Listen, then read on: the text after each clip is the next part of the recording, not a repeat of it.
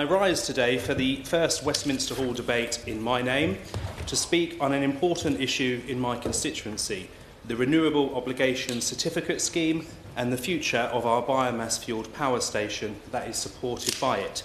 An important issue, although I must confess that for my first Westminster Hall debate, I rather hope for something more glamorous than the burning of chicken litter. But in my constituency of South West Norfolk, Thetford Power Station is Europe's largest poultry litter-fuelled power station, which has been successfully generating green energy for over 20 years. Being a proud Thetfordian, I can remember the power station being built back in 1999. I remember local people were concerned about the possible noise and, of course, the smell and traffic concerns. But I must say those concerns are long gone, and the site is now a proud feature on the landscape, and it is important to our local economy. It produces homegrown electricity, contributing to our energy security, and the operation is crucial to the local farming community across East Anglia. Currently, there are 54 biomass sites across the UK. Were ROCs to expire with no replacement, around 50 of those sites would be forced to close. Critically, the sites at risk of closure are those which provide additional benefits beyond power generation, namely the safe and efficient disposal of waste wood and, in our case, agricultural residues, preventing waste from being spread on the land or sent to landfill sites. Our power station also has an important role supporting the environment and efforts to achieve net zero. The station's output reduces CO2 emissions by 85,000 tonnes each year by displacing the equivalent amount of generation from gas-fired plants. That's the equivalent of 33,000 cars off the road. Thetford Power Station is an important source for renewable electricity by burning some 500,000 tonnes of poultry litter. It provides an income for farmers and, crucially, a means to deal with that waste without the environmental cost. Given that importance to the farming community, I was pleased to welcome the Farming Minister to the site just a few weeks ago. Farmers receive a fee for the waste that they provide, and it is a welcome source of income for an industry with significant challenges. But importantly, it gives them a convenient means of disposing of a waste product without it needing to be spread on the land. There is a huge concern about the impact on rivers and streams if further such waste was to be spread in this way. Now, we have numerous sites of environmental significance across my South West Norfolk constituency, including sites of special scientific interest and special areas of conservation. But I am particularly proud to have so many rare chalk streams located in my constituency. Sadly, they are all suffering from pollution and sewage discharge after years of inaction by the previous Conservative government. We simply can't risk the environmental consequences that would inevitably come if there was further spreading of waste. Now, this Labour government is undertaking some fantastic work getting tough with the polluting water companies and addressing sewage discharge, but there remains significant issues. Phosphate and nitrate pollution from agricultural operations is of particular concern, including poultry litter-related runoff from the numerous poultry farms across Norfolk and neighbouring Suffolk in particular.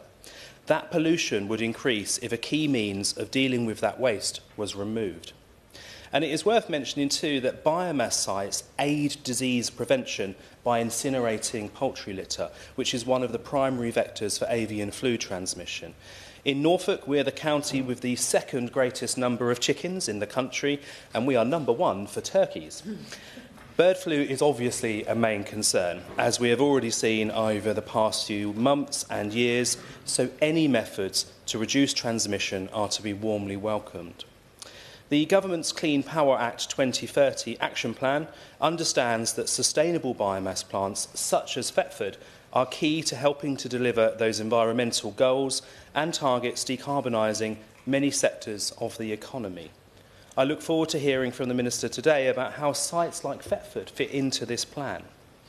In addition to the importance in relation to farming and the environment, our local power station, underpinned by ROCs, is also crucial to our local economy and an important site for jobs, with up to 100 good, well-paid jobs supported by the station as well as a greater number of jobs in the associated supply chain, particularly haulage. On a recent visit with the Farming Minister, I was thrilled to meet a number of apprentices on site and learn about their training programmes, growing the engineers of the future. So why are we here today? The previous Conservative government ran a consultation in July 2023 on ROCs, yet they did not publish an outcome or response, confirmed by the House of Commons Library. And that's a real shame, because the clock is ticking, with so many certificates set to begin expiring from 2027, at a time when we need to use all levers to produce electricity and achieve both energy security and net zero. And we know renewables offer us security that fossil fuels cannot. Under the Labour government in 2002, the Renewables Obligation was introduced as a support scheme for renewable electricity projects. The Renewables Obligation legislation placed a requirement on UK suppliers of electricity to get an increasing proportion of their electricity from renewable sources. Bioenergy is now currently the second largest source of renewable energy in the UK, generating 12.9% of the total UK electricity supply in 2021. When combined with carbon capture and storage, bioenergy may deliver negative emissions which could contribute to the UK's legal commitment to reach net zero carbon emissions by 2050. There has never been a more pertinent time to ensure that renewables are at the heart of tackling systemic problems. So to conclude, Renewable Obligation Certificate in some shape or form are crucial to the continuation of the biomass to energy industry in the UK. In the case of Thetford Power Station and indeed elsewhere, this industry underpins hundreds of jobs and are important to their local economies. And for us, what happens to that biomass if it is not burned? And that is of great concern. I urge the Minister to confirm whether or not the Government is committed to the Renewable Obligation Certificate scheme and therefore the future of not just Thetford Power Station but other similar biomass facilities across the UK. Thank you.